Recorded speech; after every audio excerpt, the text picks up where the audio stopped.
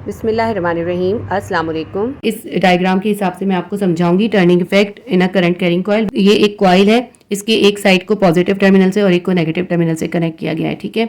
यानी इसको current supply किया जा रहा है। इसके अंदर से कन्वेंशनल करंट गुजर रहा है, यानी पॉजिटिव से करंट जा रहा है नेगेटिव की तरफ, ठीक है। देखिए ये एरो बता रहे हैं कि पॉजिटिव से करंट निकल रहा है, ये ऊपर की तरफ जा रहा है और फिर यहाँ से आके नेगेटिव की तरफ वापस आ रहा है। इस कॉइल को जिसके अंदर से करंट गुजर रहा था उसको एक परमानेंट मैग्नेट की मैग्नेटिक फील्ड के अंदर रख दिया। अब देखें ये एक ऐसा परमानेंट मैग्नेट होता है जो हॉर्स शू शेप का होता है ना, ऐसे शेप का, यू शेप का। इसके बीच में भी रख सकते हैं क्योंकि एक नॉर्थ होगा एक साउथ होगा तो यहाँ रख सकते हैं। लेकिन अगर ऐसा ना हो तो दो मैग्नेट के बीच में रख देते हैं, एक का साउथ और एक का नॉर्थ, ठीक है। इस तरह करके दो मैग्नेट के बीच में रख देते हैं इसको। तो ये ऐसे भी हो सकता है कि हम दो मैग्नेट के बीच में रख दें और ऐसे भी हो सकता है कि हम हॉर्स शू के बीच में रख दें। जब हम किसी कंडक्टर को जिसमें से करंट गुजर रहा है उसको किसी परमानेंट मैग्नेट की मैग्नेटिक फील्ड में रख देंगे तो उस कंडक्टर के अंदर जो है टर्निंग इफेक्ट पैदा होगा, यानी वो टर्न होगा। तो वो टर्न क्यों होगा ये हम इसमें एक्सप्लेन करेंगे, वो टर्निंग इफेक्ट क्यों पैदा होगा। देखिए जो मैग्नेट है, जिस मैग्नेट की फील्ड के अंदर हमने इस कंडक्टर को रखा है उस मैग्नेट की मैग्नेटिक फील्ड जो है वो होगी नॉर्थ से साउथ की तरफ। तो जो कंडक्टर है, कंडक्टर के जो साइड्स इस मैग्नेटिक फील्ड के परपेंडिकुलर होंगे, जैसे ये साइड और ये साइड, इस मैग्नेटिक फील्ड की डायरेक्शन देखें इस साइड पर है, ये मैंने रेड कलर से शो करी है, ठीक है। ये मैग्नेटिक फील्ड की लाइंस है जो मैंने रेड कलर से शो करी है। इनकी डायरेक्शन कैसी है, इनकी नॉर्थ से साउथ की तरफ है। तो हम इसकी डायरेक्शन देखें तो देखें ये मैग्नेटिक फील्ड की डायरेक्शन और कॉइल का ये साइड, ए बी साइड और सी डी साइड, ये दोनों साइड जो हैं ये इस मैग्नेटिक फील्ड की डायरेक्शन के परपेंडिकुलर हैं। तो जो साइड इस मैग्नेटिक फील्ड की डायरेक्शन के परपेंडिकुलर होंगे उन साइड्स पे तो फोर्स व्हील होगी, लेकिन जो साइड इस मैग्नेटिक फील्ड की डायरेक्शन के पैरेलल होंगे या एंटी पैरेलल होंगे उन पे कोई फोर्स व्हील नहीं होगी। तो देखिए हमने इन साइड्स को नाम दे दिया, हमने इस साइड को ए बी सी डी कर दिया। ये जो साइड ए बी है ये मैग्नेटिक फील्ड के परपेंडिकुलर है, इस पे फोर्स व्हील होगी। जो साइड बी सी है ये मैग्नेटिक फील्ड के एंटी पैरेलल है, ये इस साइड पे जा रही है ये इस साइड पे जा रही है, एंटी पैरेलल है, इस पे कोई फोर्स फील नहीं होगी। ये जो सी डी साइड है ये मैग्नेटिक फील्ड के परपेंडिकुलर है। देखें ये मैग्नेटिक फील्ड की डायरेक्शन है और ये करंट की डायरेक्शन है। तो इसमें करंट की डायरेक्शन सी डी साइड पे करंट की डायरेक्शन जो है वो मैग्नेटिक फील्ड की डायरेक्शन के परपेंडिकुलर है, इसलिए सी डी साइड पर भी फोर्स फील होगी। उसके बाद ये साइड आता है D A. D A side में जो करंट की डायरेक्शन है वो मैग्नेटिक फील्ड के पैरेलल है, इसलिए डी ए साइड पर भी कोई फोर्स फील नहीं होगी। तो इससे हमें पता चला कि इस कंडक्टर के अंदर जो है सिर्फ दो साइड पे फोर्स फील होगी, एक ए बी और एक सी डी। अब इन दोनों साइड पे जो फोर्स होगी ना, जो फोर्स लगेगी वो एक दूसरे की इक्वल होगी, वो एक दूसरे के पैरेलल होंगी। देखें एक की डायरेक्शन ऊपर की साइड है, एक की डायरेक्शन नीचे की साइड पर है।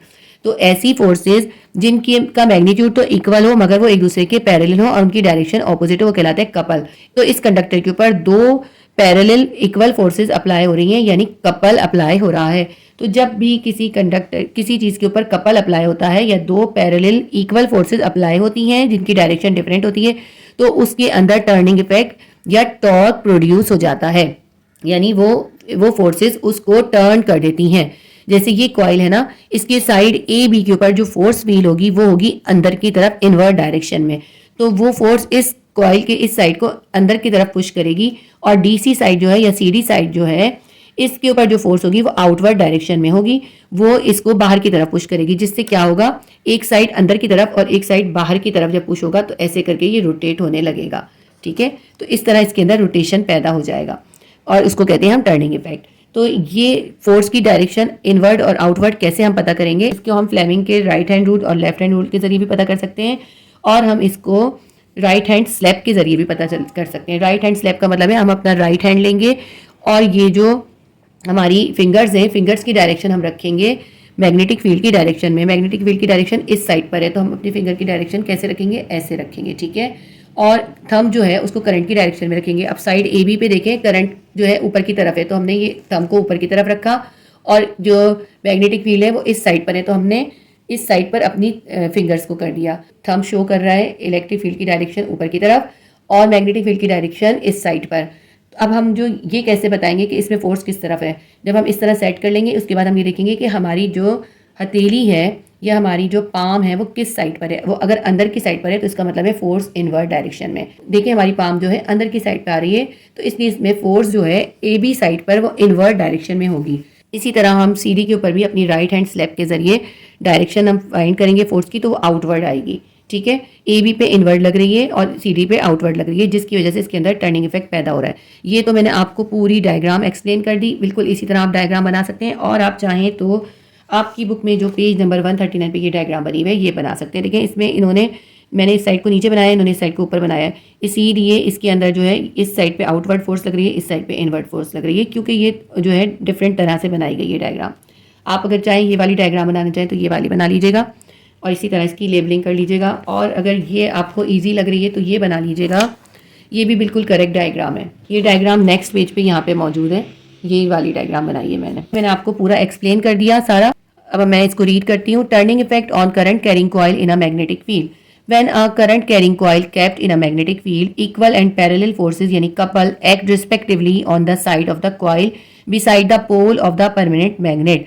जब भी किसी करंट कैरिंग कॉइल को मैग्नेटिक फील्ड में रखते हैं तो इक्वल और पैरेलल फोर्सेस यानी कपल उस पर एक्ट करता है। ये इक्वल और पैरेलल फोर्सेस कॉइल के जो साइड्स परमानेंट मैग्नेट के पोल्स के साथ होते हैं उन पर एक्ट करती हैं। दिस पेयर ऑफ फोर्सेस यानी couple produces a turning effect to rotate the coil. ये जो पेयर ऑफ फोर्सेस या कपल है ये उसके अंदर टर्निंग इफेक्ट पैदा कर देता है और कॉइल को रोटेट कर देता है until it is stop by the control spring, जब तक कि उसे किसी कंट्रोल स्प्रिंग की मदद से स्टॉप ना कर दिया जाए। The torque is maximum when the dipole movement is perpendicular to the field. जिन साइड्स पे करंट की डायरेक्शन मैग्नेटिक फील्ड की डायरेक्शन के परपेंडिकुलर होगी वहां पे टॉर्क जो होगा मैक्सिमम होगा। And zero when it's parallel और anti parallel to the field. जहां पे करंट की डायरेक्शन मैग्नेटिक फील्ड के पैरेलल या फिर एंटी पैरेलल होगी वहां पे ये फोर्सेस जो होंगी वो जीरो होंगी, कोई फोर्स अप्लाई नहीं होगी। इसके बाद हम लिखेंगे दिस टॉर्क इज। अब हम टॉर्क को कैसे लिखेंगे? Torque is equals to BIAN cos alpha. उसके बाद हम बताएंगे ये है क्या। BIA जो है वो है torque, torque is BIA। N जो है number of turns of coil. इस कॉइल के अंदर जितने नंबर ऑफ टर्न्स होंगे वो हम N से जाहिर करते हैं, अगर एक होता है तो एक लिखते हैं। उसके बाद ये cos अल्फा क्या है? cos alpha is the angle between plane of coil and field B। Field B और कॉइल की जो साइड है उसके दरमियान जो एंगल है वो कहलाता है cos अल्फा। इसलिए हम टॉर्क को कैसे लिखते हैं? Torque is equals to BIAN cos alpha. तो यहाँ पे आपका सवाल जो है कंप्लीट हो गया। Please do like, share and subscribe my channel. Allah Hafiz.